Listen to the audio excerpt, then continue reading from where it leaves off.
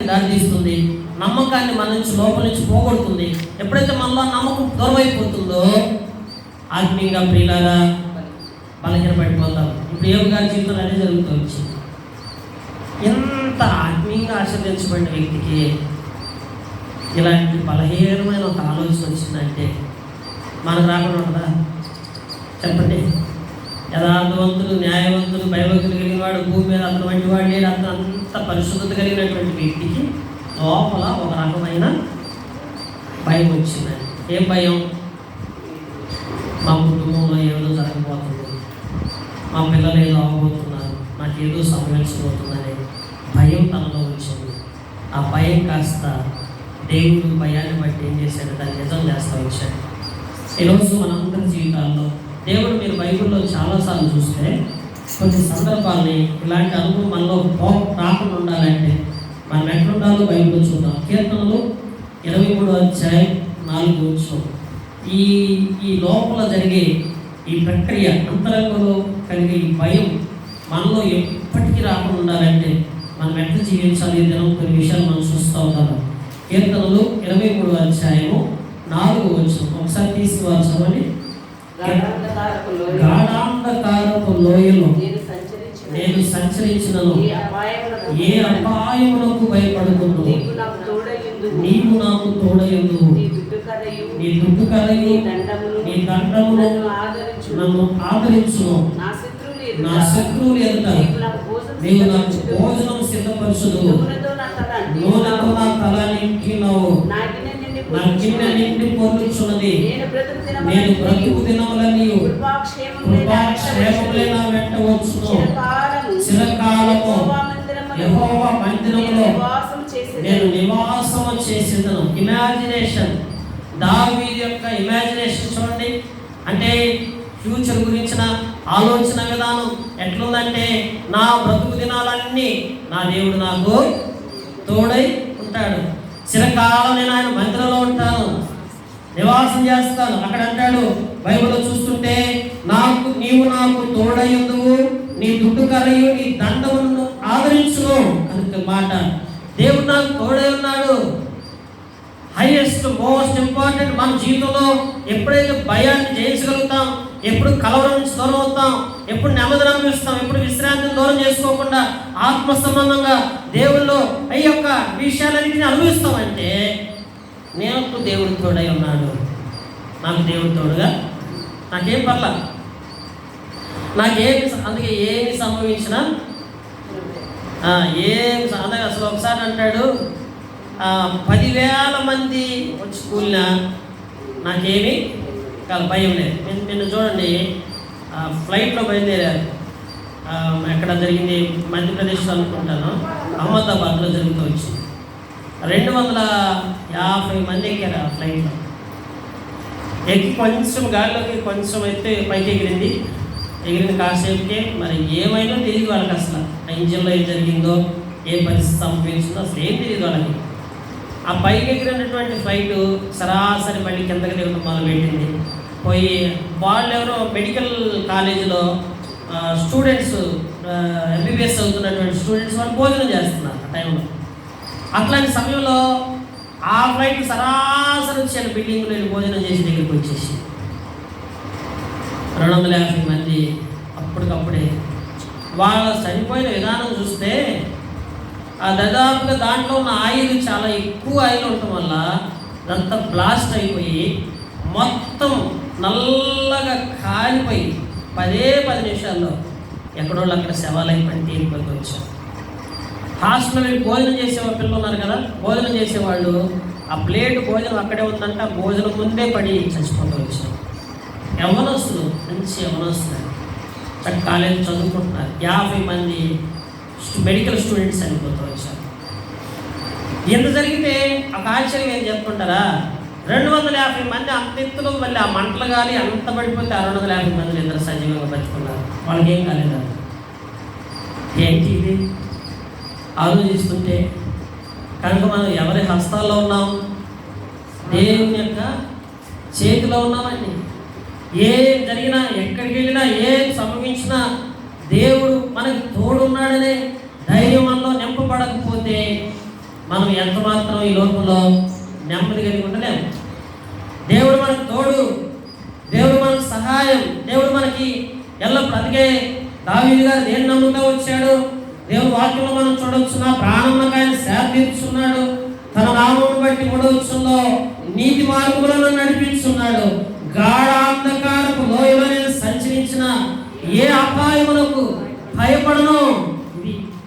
ఇది ఆత్మీయత. అంటే యోబు గారికి ఇది లేదా? ఈ అనుభవం లేదా? దావీదు గారికి ఈ అనుభవం ఉందా? చూడండి, కొన్నిసార్లు మన యొక్క ఆలోచన విధానం, మన లోపల వచ్చే భయాలు. అంటే సహజంగా మానవులు అన్నాక మనం భయపడకుండా బ్రతకడం కష్టం. ఎందుకంటే పరిస్థితులు మనల్ని ఏం చేస్తాయి? భయానికి గురి చేస్తాయి. మనకు జరిగే సంభవించే పరిస్థితులు, మనకు ఎదురవుతున్న ఇబ్బందులు మనలో ఒక రకమైన భయాన్ని తీసుకొస్తాయి. దాన్ని అధిగమించగలిగేది ఏంటంటే ప్రియులారా, దేవుడు మనకు తోడుగా ఉన్నాడు అనే ఆలోచన ఎప్పుడైతే నీలో ఉంటుందో అప్పుడే నువ్వు ధైర్యంగా నివసించు. ఒక చోట రాస్తాడు, 10,000 మంది కూలినా నా కుడి పక్కన చదవండి, నీ పక్కన 1000 మంది పడిన 10,000 మంది కూలిన అపాయముని యొద్దకి కదా. దేవుడు అపాయం రాకుండా కాపాడాలనుకుంటే ఎంతమంది? 1000 మంది కూలిపోయినా, 10,000 మంది పడిపోయినా నీకేం కాదు, దేవుడు నీకు తోడుకుంటే. అదే నీకు దేవుడు తోడుకుంటే అపాయం ఎటు నుంచి వస్తుందో కూడా నీకు ఒక రకమైన కలవరం మానవుడికి మొదలవుతుంది. అయితే ఇప్పుడు మనం ఉన్న ఇబ్బంది ఏంటంటే మనకు దేవుడు తోడు ఉన్నాడు అనే విషయాన్ని మనం మర్చిపోతున్నాయి. అయితే బైబిల్లో చూడండి, లేఖనాల్లోకి వస్తే ఆదికాండం 15:1 ఒకసారి దేవుడు మనతో మాట్లాడుతుంటాడు. భయపడమాకమ్మా, భయపడొద్దమ్మా, ఏం జరగదమ్మా అనేక మాట దేవుడు మనతో మాట్లాడుతూనే వస్తాడు. ఆదికాండము 15:1 ఒకసారి చూడండి, చదువుకుందాం. యెహోవా వాక్యం అబ్రాహామునకు ప్రత్యక్షమై దర్శనమందు వచ్చి, అబ్రామా భయపడకు, నేను నీ కేడెము, నీ బహుమానం అత్యధికముగా చేతును అని చెప్పెను. అబ్రాము ప్రభువా నాకేమిచ్చుందేమి, సంతానం లేనివాడు కూర్చున్నానే, దమస్కు ఎలియాజరైన ఇంటి ఆస్తికర్త ఏమో కదా.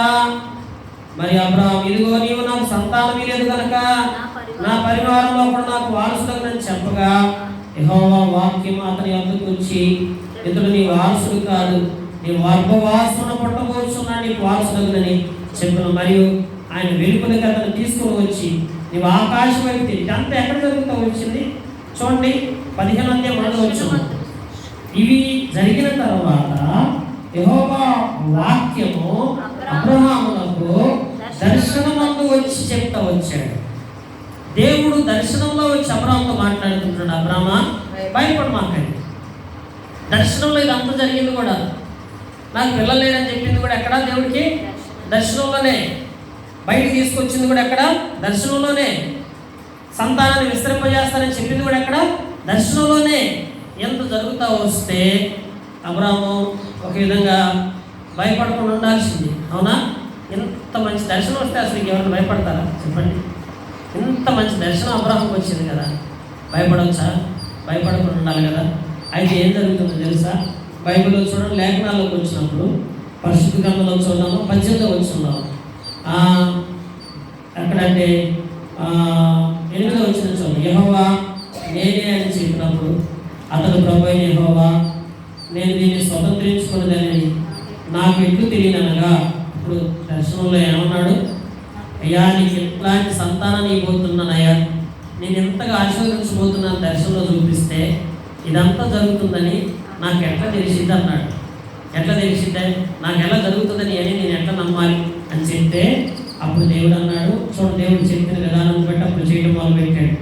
3 ఏండ్ల పెయ్యలు, 3 ఏండ్ల మేకలు, 3 ఏండ్ల పొట్టేలను, ఒక తెల్ల గోవను, ఒక పావురం పిల్లను నా యొద్దకు తెమ్మని అతనితో చెప్పాను. ఏం చెప్పాడు?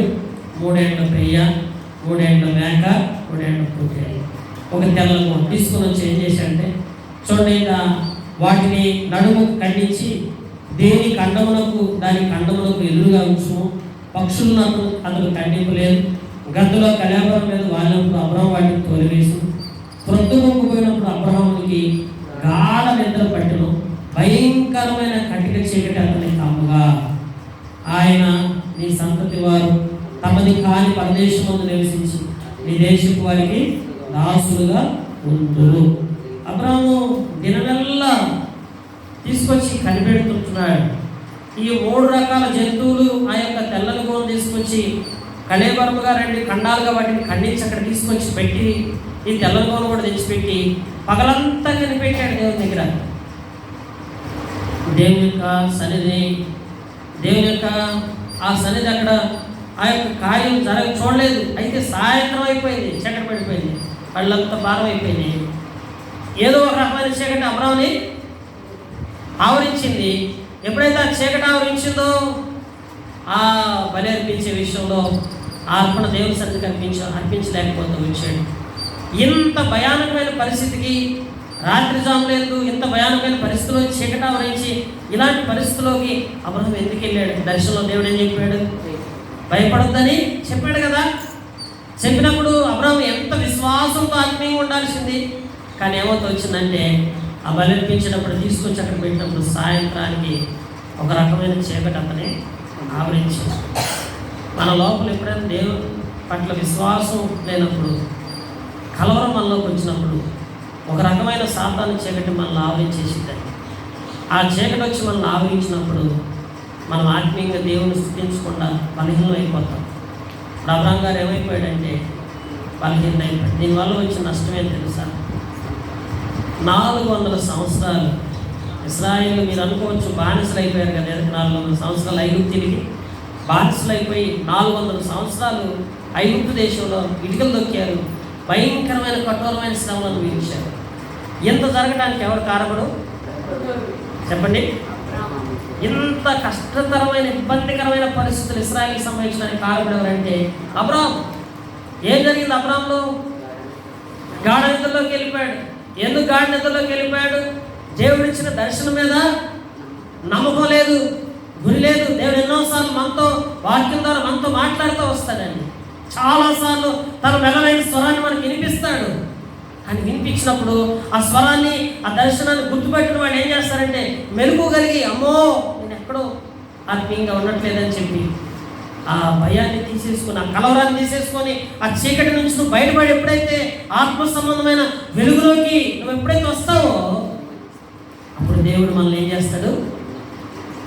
మనకి ఏది జరగాలని ఉన్నదో అది మన జీవితంలో జరగకుండా ఆపేస్తాడు. ఇప్పుడు చూడండి, 400 సంవత్సరాల పాపం వీళ్ళకి మరి తెలుసో లేదు దేవుడు ఇటుకలు దొరికి ఇశ్రాయేలుకి. ఎందువల్ల మనం ఇటుకలు దొక్కుతున్నాం, మనకెందుకు ఈ కష్టాలు, మనకెందుకు ఈ బాధలని వాళ్ళకి తెలుసో లేదు. ఎందుకంటే ఇశ్రాయేలుకి తెలిసి ఉండకపోవచ్చు. వాస్తవికంగా ఎందుకు వారికి అన్ని కష్టాలు వచ్చినాయో తెలుసా? అబ్రహాము యొక్క నిర్లక్ష్యం, అబ్రహాం జీవితంలో వచ్చిన ఆత్మీయతను దూరం చేసుకోవడం. ఈరోజు దేనికి భయపడుతుంటున్నాము? నీ జీవితంలో ఎందుకు కలవరం, ఎందుకు నీ మనసులో ఒక రకమైనటువంటి బలహీనపడే స్థితిలోకి, చీకటి ఆవరించే స్థితిలోకి నువ్వు ఎందుకు వచ్చావు? ఒకసారి ఆలోచించు. అది మన ఆత్మీయ జీవితానికి మంచిది కాదు. పిల్ల దేవుని బిడ్డలో ఎల్లప్పుడూ ధైర్యంగా ఉండాలి. ఎట్లాంటి ధైర్యం కావాలంటే దావీదు లాంటి ధైర్యం కావాలి. దావీదు ఎట్లాంటి వాడంటే 10,000 మంది వచ్చి కూలిపోయినా ఎట్లా అంటున్నాడు? ఏ అపాయం నాకు, నేను నిద్రపోయి మేలుకుంటాను అంటున్నాడు. చూడండి, నిద్రపోయి మేలుకుంటున్నావా? చాలాసార్లు మంచి నిద్రపోతున్నాడా? ఎట్లా నిద్రపోతున్నాడు దావీదు? హాయిగా నిద్రపడుతుంది. ఒకళ్ళు అంటుంటారు, ఎట్లా నిద్రపడుతుంది నీకు అట్లా అండి. ఒక్కొక్కరికి ఎందుకు ఎన్ని సమస్యలున్నా మంచం మీద పడుకుంటే హాయిగా నిద్రపోతాం. ఒక్కొక్కరికి చిన్న చిన్న సమస్యలు వస్తే చాలు ఇక నిద్ర పట్టదు. మంచం చుట్టూ మంచానికి వేసి కొట్టుకున్నా కానీ నిద్ర పట్టదు. అలాంటి పరిస్థితి మనం దేవుని బిడ్డలో ఆయన నిద్రపోవాలి, విశ్రాంతిని అనుభవించాలి, నెమ్మదిగా ఉండాలి. ఏమన్నా జరిగినాయి, what ever it may be నీ లైఫ్లో, దేవుడు నా పక్షం, దేవుడు నాకు తోడుగా ఉన్నాడు, ధైర్యంతో బ్రతుకు ఎల్లప్పుడూ. అందుకనే దేవుడు యెహోషువతో ఏం చెప్తాడు తెలుసా? దేవుని వాక్యం రాయబడుతూ వచ్చింది. యెహోషువ గ్రంథము 8వ అధ్యాయం 1వ వచనంలో ఒక మాట చెప్తా వస్తాడు. చూడండి దేవుని వాక్యం. మరి యెహోవా యెహోషువతో ఇట్లా నేను భయపడకము జడియకము సన్నద్ధులైన వారిని అందరిని తోడుకొని హాయి మీదికి పొమ్ము చూడుము నేను హాయి రాజును అతని జనులను అతని పట్టణము అతని దేశమును చేతికి అప్పగించుచున్నాను. దేవుని వాక్యం అంటే ఇప్పుడు యెహోషువ ఏమంటున్నాడు? భయపడొద్దయ్యా, జడియకమా, భయపడమాకయ్యా. యెహోషువకి దేవుడు చెప్తే దేవుడే చెప్పిన మాట గుర్తుపెట్టుకున్నాడు యెహోషువ. హాయి పట్టణం ఎంత పెద్ద పట్టణం తెలుసా అండి? అది సువిశాలమైనటువంటి పట్టణం. ఆ పట్టణం మీదకి వెళ్ళి విజయాన్ని పొందుకోవడం కష్టతరమైన పరిస్థితి. కానీ యెహోషువ దేవుడు చెప్పిన మాటను ఆధారం చేసుకుని బ్రతికాడు. దేవుని యొక్క వాగ్దానాలు నమ్మాడు. దేవుడు తన పట్ల కార్యాలు చేస్తాడని ఎదురు చూస్తూ వచ్చాడు. అంత పెద్ద పట్టణం మీద యెహోషువకి విజయాన్ని ఇచ్చాడు. కారణం ఏంటంటే యెహోషువలో లోపల ఏం లేదండి? భయం లేదు. అందుకే మనం ఎట్ట బతకాలా? ఎట్ట బతుకుదాం?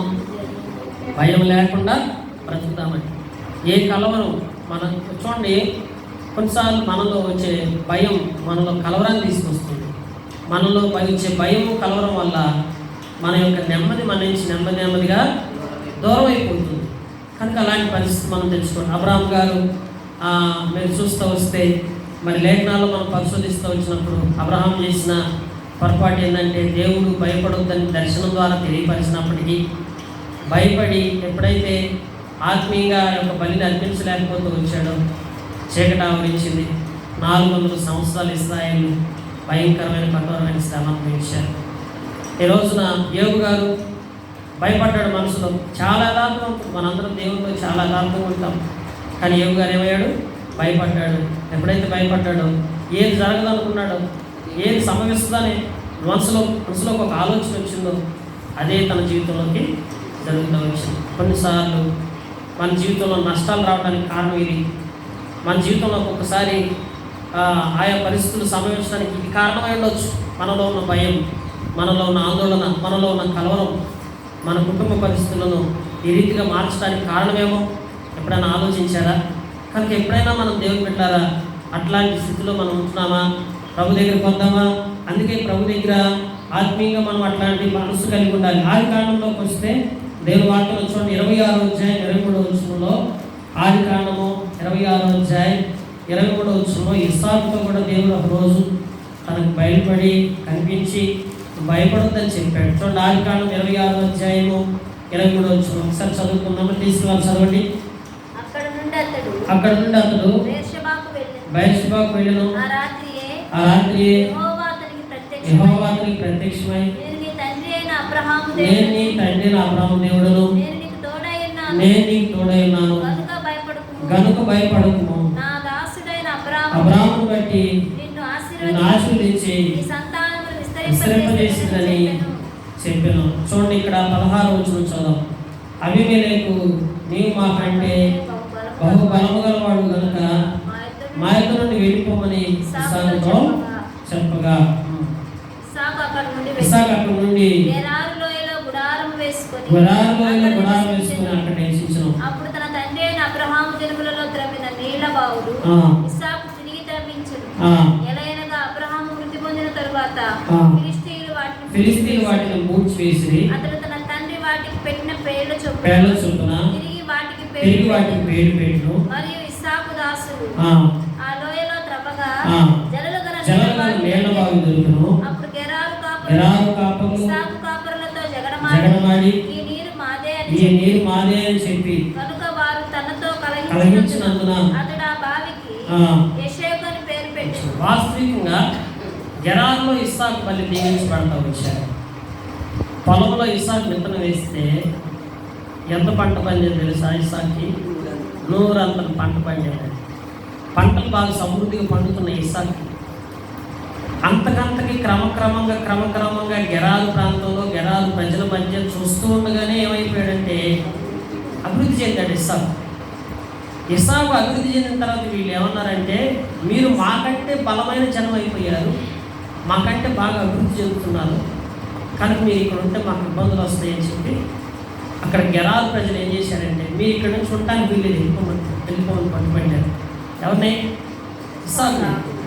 పట్టుబడితే ఇస్సాకు ఏం చేశాడంటే ఆ ఊరు బయటకు వచ్చేసి తన తండ్రి తవ్వినటువంటి బావుల్లో ఒక బావిని గూడ్చారు. ఎవరు వీళ్ళు గూడ్ చేశారంటే అబ్రాహాం కాలంలో తవ్విన బావులను ఫిలిస్తీన్లు గూడ్ చేశారు. ఫిలిస్తీన్లు గూడ్ చేస్తే ఫిలిస్తీన్లు గూడ్ చేసినటువంటి బావులను ఏం చేశాడంటే ఇస్సాకు మళ్ళీ తవ్వుకున్నాడు. అక్కడన్నా బ్రతుకుదాం, అక్కడన్నా నీళ్లు దాగి బ్రతకొచ్చని ప్రార్థన చేసుకొని ఆ బావిని తవ్వించి వేస్తారు. ఆ బావిలోంచి నీళ్ళు వచ్చాయి. నీళ్ళు చక్కగా అక్కడన్నా నివాసం చేద్దామని ఇస్సాకు అనుకుంటాం. మళ్ళీ గెరారు ప్రజలు వచ్చారు. ఈ నీళ్ళు మీ కాదు మావని ఇస్సాకుతో ఏం చేశారండి? గొడవ పెట్టుకున్నారు. మళ్ళీ గొడవ పెట్టుకున్నారు. మళ్ళీ జగడం. చూడండి, గెరారు నుంచి బయటకు వచ్చిన ఇస్సాకి మళ్ళీ ఇప్పుడు బయటకు వచ్చి అక్కడన్నా బతుకుదాం, అక్కడన్నా నీళ్లు బావులు తవ్వుకొని అక్కడన్నా నీళ్లు సేవించుకొని అక్కడన్నా ఉందామంటే అక్కడ కూడా మీరు ఉండడానికి వీలేదని జగడాలు పెట్టుకున్నారు. చూడండి, శత్రువు ఒక్కోసారి మనం ఆత్మీయంగా ఎదుగుతున్నప్పుడు, మనం అన్ని విషయాల్లో దేవుల్లో ఫలిస్తున్నప్పుడు కూడా ఇట్లాంటివి మన జీవితంలో తలెత్తుతాయి. ఇప్పుడు ఇస్సాకు యొక్క ఫలించాము. ఇస్సాకు 100 అంతల ఫలం అందిస్తున్నాడు, అభివృద్ధి చెందుతున్నాడు, ఆశీర్వాదం. ఎందుకంటే ఇస్సాకు దేవుడు తోడుకున్నాడు కాబట్టి వీళ్ళేం చేశారంటే ప్రజలు ఆ బావి నుంచి వెళ్ళిపోమన్నారు. ఇప్పుడు మళ్ళీ ఏం జరిగిందంటే దేవుని వాక్యంలో చూడండి, పరిశుద్ధంలో చూసినప్పుడు 11వ వచనంలో వారు మరి ఒక బావి తెప్పినప్పుడు దాని వరకు జగడమాడి కనుక దానికి సిత్నా అను పేరు పెట్టి. సిత్నా అంటే అర్థం ఏంటి? అక్కడ 3 అని వేయబడుతూ వచ్చింది, విరోధము. మొదట బావి పేరు పెట్టాడు. మొదటి బావి పేరు ఏంటి? వాక్యంలో చూస్తే అమ్మా మొదటి బావి పేరు ఏసేకు. ఏసేకు అంటే అర్థం ఏంటి? జగడమాడు. తర్వాత రెండో దాని పేరు కూడా పెట్టాడు. దాని పేరు ఏంటి? సిత్నా. మొదటి బావి పేరు ఏంటంటే ఏసేకు. ఏసేకు అంటే ఏంటి? జగడమాడు. అంటే వాళ్ళు జగడాలు పెట్టుకున్నారు కాబట్టి దానికి ఆ పేరు పెట్టాడు. వారి ఏసేకు వదిలిపెట్టి మళ్ళీ అక్కడికి వచ్చాడు, సిత్నా బావి తవ్వించాడు. సిత్నాకి మంచి పేరు అన్న పెడదాం అనుకోండి. మళ్ళీ వచ్చారు వాళ్ళు. వచ్చామన్నారు, ఈ నీళ్ళు మొదటి బావి అయిపోయింది, రెండో బావి తవ్వాడు, రెండో బావి కూడా అయిపోయింది. ఇప్పుడు 2 బావులు మాకు ఇచ్చేయమంటున్నారు. ఎందుకు జగడాలు? అక్కడి నుంచి వదిలిపెట్టేసి వచ్చారు. 2 బావులు పోయినాయి. ఇప్పుడు చూడండి, అక్కడి నుంచి మళ్ళీ బయటకు వచ్చాడు. దేవుని వాక్యంలో చూస్తే మరి ఒక బావి తవ్వించి దాని విషయమై వారు జగడం ఆడలేదు కనుక అప్పుడు యెహోవా మనకు ఎడము కలుగజేసి ఉన్నాడు కనుక ఈ దేశమంతా అభివృద్ధి పొందుతామని అనుకొని దానికి ఏమని పేరు పెట్టాడు? రెహబోతు. రెహబోతు అంటే ఏంటి? ఎడము.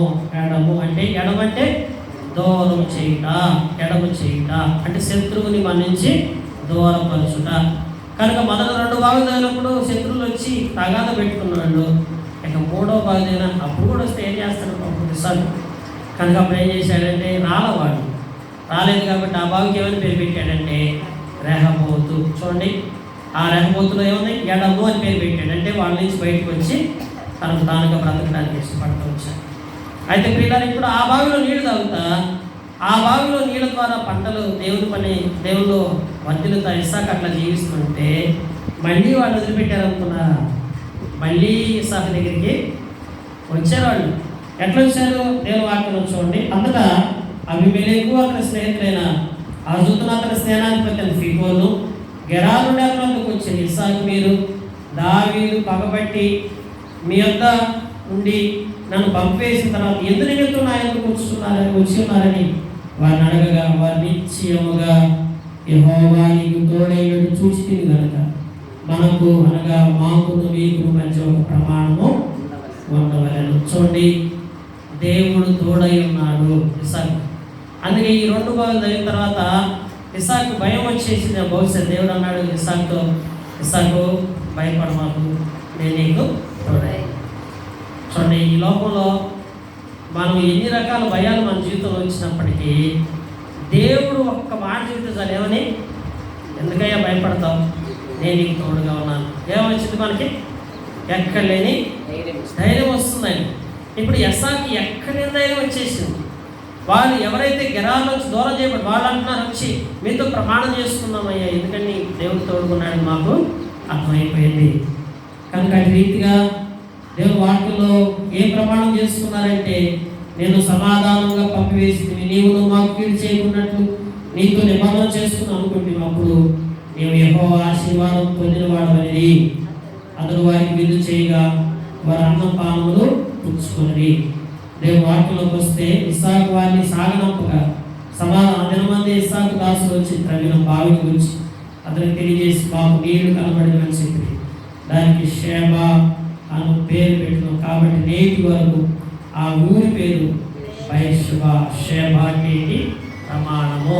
అది ఎన్ని బాగుంది మొత్తం 4 బాగుంది. మొదటి బావి జగడం, రెండవ బావి విరోధము, మూడవ బావి పేరు ఏంటి ఎడము, 4వ బావి పేరు ప్రమాణము. కనుక ఇప్పుడు చూడండి ఇస్సాకు జీవితంలో దేవుడు తోడుగా ఉండి ఇస్సాకు దేవుడు ఏ విధంగా కాచి కాపాడుతూ వచ్చాడు. ఎందుకు ఇస్సాకు ఇంతగా కాపాడపడు, ఎందుకు ఇస్సాకు అభివృద్ధి చెందుతూ వచ్చాడు, ఎందుకు ఇంత ఆశీర్వాదాన్ని ఇస్సాకు అనుభవిస్తూ వచ్చాడంటే ఇస్సాకు జీవితంలో దేవుడు చెప్పిన మాటకి ఆలోచనతో దేవుడు తోడై ఉన్నాడు.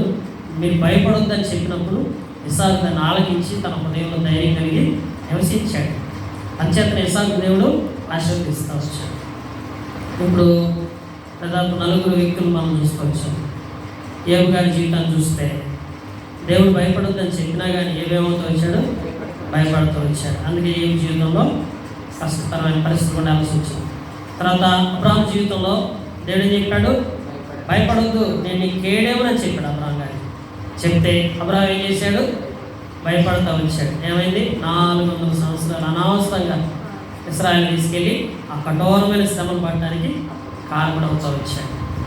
మరి దావీదును చూస్తాం. దావీదు గారికి దేవుడు చెప్పాడు భయపడమాకని చెప్పాడు. ఎట్లున్నాడు, ధైర్యంగా ఉన్నాడు. దేవుడు తన పరిస్థితులన్నింటిలో దావీదు దేవుడు కాచి కాపాడుతూ వచ్చాడు. ఇప్పుడు ఇస్సాకును చూస్తూ వచ్చాను. ఇస్సాకు కూడా కొన్ని పరిస్థితులు వచ్చినాయి. గెరాల నుంచి ప్రజలు వెళ్ళిపోమని వినతగొన్నప్పుడు బయటికి వెళ్ళిపోయాడు. 2 బావులు తీసిన 2 బావులు మళ్ళీ వాళ్ళకి అప్పగించేశాడు. 3వ బావి దగ్గర వాడిక రాలేదు. 4వ బావి కూడా వీళ్ళు సొంతమవుతూ వచ్చింది. అట్టి రీతిగా ఇస్సాకు అభివృద్ధి చెందడానికి కారణం ఏంటంటే దేవుడు నేను నీకు తోడై ఉన్నాను భయపడుతున్నప్పుడు భయపడకుండా జీవించాడు. ఈ రోజున మనం ఎట్లున్నాం పిల్లరా, ఈ ఫాస్టింగ్ ప్రేయర్లో దేవునికి ఏమైనా ప్రేయర్ చేద్దామంటే ప్రభువా నాకు తెలియదయ్యా, నేను భయపడుతున్నాను కూడా నాకు తెలియదు. కొన్నిసార్లు నేను అనుకుంటున్నాను చాలా ధైర్యంగా ఉంటున్నాను అనుకుంటున్నాను, కానీ తెలియకుండానే నా హృదయంలో ఒక రకమైన భయం వచ్చేస్తుందయ్యా. ఏదో జరుగుతుంది, ఏదో సంభవించబోతుందని మనసులో ఒక రకమైన కలవరం వచ్చేసిందయ్యా. ఎవరిలాగా, ఏబులాగా, అబ్రహాంలాగా నాకు ఈ కలవరం తీసేసి నన్ను దావీదులాగా ఉంచయ్యా, ఇస్సాకులాగా నాకు ధైర్యాన్ని నింపమని ఫాస్టింగ్ ప్రేయర్లో మనం ఏం చేద్దామండి, దేవుడి సన్నిధిలో ప్రార్థన చేస్తూ ఉంటాం. అప్పుడు దేవుడు మనం ఏం చేస్తాడంటే అన్ని విధాలుగా ఆశీర్వదిస్తాడు. అందుకనే దేవుని పిల్లలు ఎప్పుడు ఉండాలా, 3 కావాలి మనకి. ఏం చెప్పండి, యోబు గారు అదే చెప్తూ వచ్చాడు. ఏమన్నాడు, ఏం కోల్పోయాడు, నెమ్మది లేదు, సుఖం లేదు, విశ్రాంతి లేదు. ఇప్పుడు అన్నావు నువ్వు కూడా, ప్రభా నాకు నెమ్మది లేదయ్యా, నాకు సుఖం లేదయ్యా, నాకు విశ్రాంతి లేదయ్యా అంటున్నావా? అట్టను మాకు ఈరోజు అన్నామంటే రేపు అవి రాకుండా లేకుండా మొత్తం పోతాయి. దేవా ఏమన్నా దేవుడిని, ఎంత నెమ్మది ఇచ్చావయ్యా, ఎంత సుఖవంతమైన జీవితాన్ని ఇచ్చావా, ఎంత విశ్రాంతిని ఇచ్చావయ్యా, నేను ఎంత ధన్యరాలయ్యా అను. నేను ఆ ధన్యతలోనే దేవుడు ఉంచుకుంటూ వస్తాడు. ఓ ఇశ్రాయేలు ఈ భాగ్యము ఎంత గొప్పది. బైబిల్లో చూడండి, ఒక భాగాన్ని జ్ఞాపకం చేసుకుని ప్రార్థన చేసుకుందాం. 2వ రాజుల గ్రంథము 6వ అధ్యాయము 16వ వచనం చూడండి. 2వ రాజుల గ్రంథము 6వ అధ్యాయము 16వ వచనం ఒకసారి చదవండి తీసిన వారు. 2వ రాజులు 6వ అధ్యాయం 16వ వచనం చదివినట్లయితే అతడు భయపడవద్దు మన పక్షమున ఉన్నవారు వారికంటే అధికులై ఉన్నారని చెప్పి. ఎప్పుడు కూడా సాతాను యొక్క ప్రథమమైన లక్ష్యం ఏం తెలుసా అండి, తిరిగి నీకు ఆపోజిట్గా ఉండి, నీకు విరోధంగా ఉండి నీ జీవితంలో ఎప్పుడేం గుర్తు చేస్తాయంటే నీకు జరిగినటువంటి ఇబ్బందికరమైన కష్టతరమైన పరిస్థితులనే నీకు ఎప్పుడు గుర్తు చేస్తూ ఉంటాయి. అర్థమైందా? వాటిని గుర్తు చేస్తుంది. భవిష్యత్తులో నీకు ఇంకేం జరగబోతున్నాయో కూడా నీ కళ్ళ ముందు చూపిస్తుంది. అప్పుడు ఏమైంది మనకి, అమ్మో. ఇప్పుడు గెహాజీ పొద్దున్న లేవగానే, ఉదయం లేవగానే, లేచి లేవగానే కిటికీ తీసి బయట చూస్తే బయట పొలం కనపడింది, ఇంటి చుట్టూ ఆవరించిన సైన్యం కనపడింది. గెహాజీకి ఏమొచ్చింది? లోపల విపరీతమైన భయం వచ్చేసింది. అదే భయం ఇప్పుడు గెహాజీ కూడా ఏమొచ్చాడు? ఎలీషా ప్రార్థన చేసుకుంటున్నాడు. ఎలీషా లేపి ఎలీషాకి అదే చెప్పాడు. ఏమని? ఇంటి చుట్టూ ఆవరించిన సైన్య సమూహాన్ని చూడమంటే ఎలీషా అన్నాడు, నేను అసలు బయట చూడకూడదు, నాకేం అవసరం, నేను బయటకు వచ్చి చూడాల్సిన అవసరం, బయట చూసి కలవరపడాల్సిన అవసరం. అందుకే వెలిచూపును బట్టి చూస్తే ఏమవుతాం? వెలిచూపు మన జీవితంలో ఏమవుతుందంటే భయం తీసుకొస్తుంది. అంతరంగంలో ఉన్నవాడు. అందుకే ఎప్పుడు చూడాలి? నీలో ఉన్నవాడు, చెప్పండి అంతా, నీలో ఉన్నవాడు లోకములో ఉన్నవాడి కంటే గొప్పవాడు. సాతాను ఏం చెబుతుంది? ఎప్పుడు మీలో ఉన్నాయని ఎంత మాత్రం పోడు, నేను చూడు ఎంత భయానికి నేను కలగజేస్తాను, భయాన్ని క్రియేట్ చేయడానికి ప్రయత్నం చేస్తాను, భయపెట్టడానికి ప్రయత్నం చేస్తాను, అనుక్షణం నిన్ను కృంగదీయడానికి, నేను బలహీనపరచడానికి, నీ ధైర్యాన్ని చెరపడానికి, నేను వెనకలాగడానికి, నేను అడగదొరకడానికి, నీ మీద ఎప్పుడు కూడా శత్రువు పొంచులు వేసి అన్ని విధాలుగా నిన్ను బలహీనపరచడానికి ఎన్నో రకాలుగా నీ మీద కాచుకొని ఉంటుందండి. అంతేగాని నీ జోలికి రాకుండా నేను వదిలిపెడుతున్నాను అనుకోదు. దాని యొక్క ఉద్దేశం ఏంటంటే మనలో ఉన్న దేవుడు, బయట ఉన్న శత్రువు మనలో ఉన్న దేవుడి కంటే గొప్పవాడని రుజువుపరచాలని. అంతే కదా ఆలోచన. అందుకే ఎలీషా అట్లీస్ట్ కిటికీ తీసి బయటికి వెళ్ళి అవునా అంతమంది ఉన్నారని పోయి చూడడం కూడా చూడాల. ఏమవసరం ఎలీషాకి ఒకటే తెలుసు, దేవుడు తోడుగా ఉన్నాడు. ఎంతమందిని చుట్టూ ఆవరించుంటే ఏం చేయగలుగుతారు? ఏం చేయలేరు. పిల్లరా, మన చుట్టూ ఎంతమంది మనం పొంచులు వేసినా, మన ఎన్ని రకాల బాధలు చేసిన శత్రువు మన మీద ఎంత చెల్లయ్యో ఒకటి గుర్తుపెట్టుకో, దేవుడు నీకు తోడుగా ఉన్నంత వరకు నేను ఎవ్వరూ ఏమీ చేయలేరు, చేయజాలరు.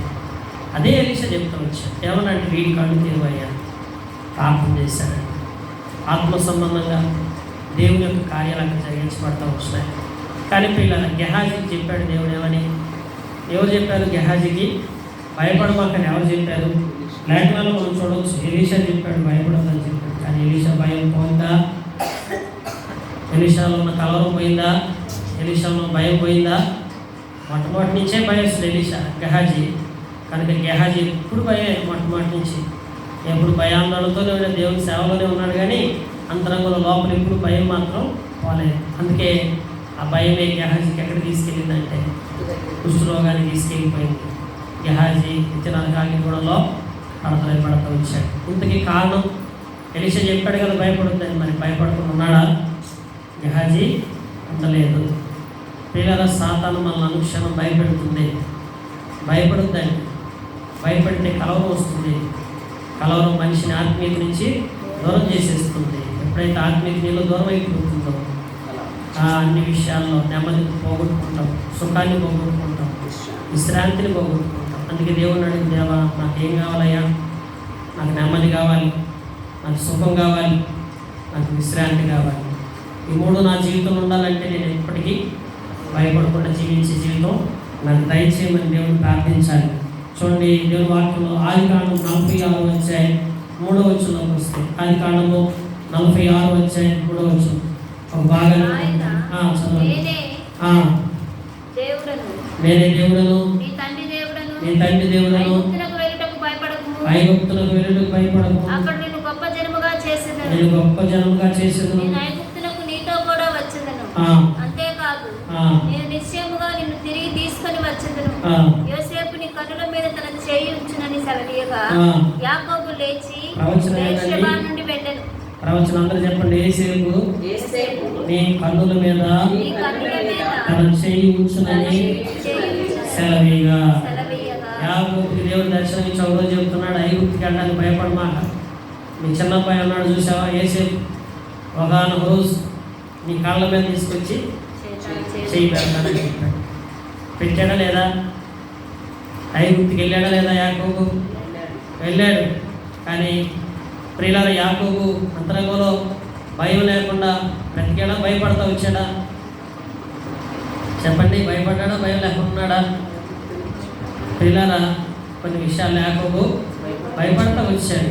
కానీ దేవుడు తన ప్రవచనాన్ని నెరవేర్చకుండా ఉండలేదు. అయితే దేవుడు దాన్ని బట్టి ఎప్పుడైతే భయపడుతూ వచ్చాడో, ఒక విషయం ఏంటంటే మనం యోసేపుని గుంటలో పడద్రోసి ఐగుప్తుకు పంపించి ఐగుప్తులో సమృద్ధి అయిన జీవితాన్ని ఇచ్చి వీళ్ళకి ప్రవచనాత్మకంగా ముందుగానే దేవుడు అన్ని సిద్ధపరిచి పెడతా వచ్చిన మాట వాస్తవమే. కానీ కొన్ని సంవత్సరాల పాటు యాకోబు ఏం చేస్తూ వచ్చాడంటే ఈ పుత్రశోకముతో కుమారుడు దూరం అయిపోయాడని ఏడుస్తూ వచ్చాడు, చాలా ఏడుస్తూ వచ్చాడు. నిజంగా దేవుడు ఏం చేసేవాడంటే నేను కానీ భయంగా లేకపోతే దేవుడు ఏసేపు ఐగుప్తుకి వెళ్ళిన విషయాన్ని దేవుడు ముందుగానే వాస్తవికంగా ఇది ఎప్పుడు చెప్పింది దేవుడు యాకోబుకి చోట మాట చదువుదాం 46వ మంది వచ్చిందో అప్పుడు ఇశ్రాయేలు తన కలిగినంతా తీసుకొని ప్రయాణమై బయర్షెబాకు వచ్చి తన తండ్రిని ఇస్సాకు దేవునికి బలర్పించును. అప్పుడు రాత్రి దర్శనములందు దేవుడు యాకోబు యాకోబు అని ఇశ్రాయేలుని పిలిచెను. అందుకు అతడు చిత్తము ప్రభువా అనెను. ఇప్పుడు దర్శనంలో ఎప్పుడు చూపించాడు దేవుడు యాకోబుకి? బయర్షెబాకి వెళ్ళినప్పుడే దర్శనంలో చూపించాడు. నువ్వు ఐగుప్తుకి వెళ్తావు, వెళ్ళినాక నీ కుమారుడు ఏసేపు అక్కడికి వెళ్తాడు, ఏసేపు నీ కళ్ళ మీద చేతులు ఉంచుతాడు, నీకు వచ్చిన కొదవులన్నింటినీ అక్కడ తీరుస్తాడని దేవుడు దర్శనం ద్వారా ఎప్పుడో చూపించాడు. యాకోబు చూపించలేదా? చూపించాడు. కానీ యాకోబు ఏం చేస్తూ వచ్చాడు? భయపడుతూనే వచ్చాడు. అయితే ప్రియులారా, దేవుడు తనకు అనుగ్రహించి తన దర్శనాన్ని యాకోబు జీవితంలో నెరవేరుస్తూ వచ్చాడు. ఈరోజు మన అందరి జీవితాల్లో కూడా ప్రియులారా ఎట్లుంటున్నాం మన జీవితంలో? దేవుని బిడ్డలారా, ఈరోజు మనుషులుగా మనకు కొన్ని పరిస్థితులు ఎప్పుడూ ఒకలాగా ఉండవండి. మనిషి జీవితంలో పరిస్థితులు ఉంటాయా? ఉండవు. ఒక్కొక్కసారి మార్పు చెందుతూ ఉంటాయి. పరిస్థితులు ఎలా మారినా నేను ఎట్లుండాలి తెలుసా? దేవుడు నాకు తోడై ఉన్నాడు, నేను దేనికి భయం. అందుకే మేము భయపడము, ఇక మేము భయపడము, ఏ కీడు రాదని యేసే చెప్పెను మాకు, ఏ కీడు రాదని యేసే చెప్పెను మాకు, మేము భయపడము, ఇక మేము భయపడము. కనుక ఈ ఉపవాస ప్రార్థనలో ప్రభు దగ్గర వేడుకున్నాం. గత దినాల్లో కూడా ఏదైనా ప్రతికూల పరిస్థితులు మనకు సంభవిస్తాయని భయం ఏదైనా వస్తే ప్రభు దగ్గర ఒప్పుకోండి. ప్రభువా, నేను అనవసరంగా భయపడ్డానయ్యా, అందుకే నా జీవితంలో కొన్ని ఇబ్బందులు వచ్చినాయి నాయన, ఇక్కడ నుంచి మాత్రం నేను అట్లాగైతే భయపడను. దర్శనాలు వాగ్దానాలు నమ్ముతానయ్యా, ఖచ్చితమైన మనసాక్షి కలిగి వాగ్దానాలు నేను గురిగలిగి నేను ఇచ్చిన దర్శనాలను బిలీవ్ చేస్తూ నెమ్మదిగా జీవిస్తానయ్యా చెప్పి దేవుడు చెప్పి రీతిగా మనం ఆశీర్వాదకరంగా ముందులాగా దేవుడి మాటలు దీవించి మన గ్రహింపు చేసుకొచ్చి సహాయం చేయగాక. మోకరించండి, ప్రార్థన చేసుకుంటాం. ప్రేరేపించబడిన వారు చెప్పబడిన వాక్యాన్ని బట్టి ఒకరి తర్వాత ఒకరు ప్రార్థన చేసుకుంటాం. ప్రార్థన చేయండి. ఒకరి